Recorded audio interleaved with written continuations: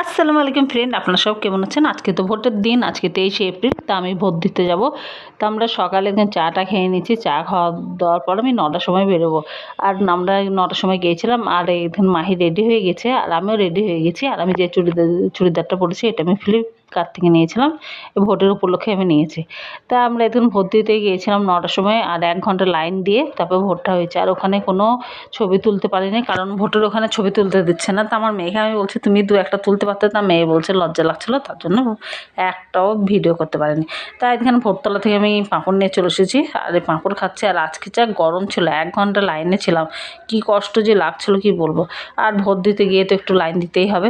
আর এখানে তারপরে একটা আইসক্রিমও কিনে আনা হয়েছিল। এটা হচ্ছে অরেঞ্জ কালার আইসক্রিম। এই আইসক্রিমটা খুব ভালো। আর আমার মেয়ে এই আমুলের বাটি আইসক্রিমটা নিল। এই আইসক্রিমটা আমার মেয়ে খুব ভালোবাসে, আমুলের আইসক্রিমটা। তাই এটা আমরা মা মেয়েতে খেয়ে নেবো।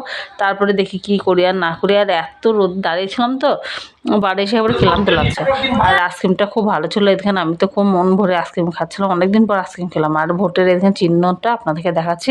ভোট দিয়ে চলে এসেছি। আর বেশ ভালোই লাগছিলো ভোট দিতে, যে যতই রোদ থাকুক তাও ভালো লাগছিলো।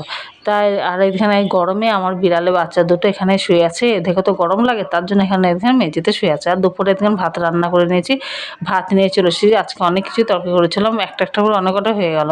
ডিম হয়েছিল, আবার দেখেন পুঁইয়ের শাক হয়েছিল, এঁচোড় ছিল, আলু সেদ্ধ ছিল, এসবই অনেক কিছু হয়েছিল। তো এটাই খাওয়া দাওয়া করবো।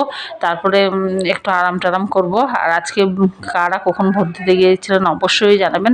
আমি এবারে সকাল সকাল গেলাম, আগেরবার ভোট দিতে গেছিলাম বিকালবেলা, যা ভিড়, বিকালে যত ভিড়টা হয়। তা আমি 9টার সময় দিয়ে চলে এসেছি। 1 ঘন্টা লাইন নিয়েছিলাম, ভালোভাবে ভোটটা কেটে গেছে।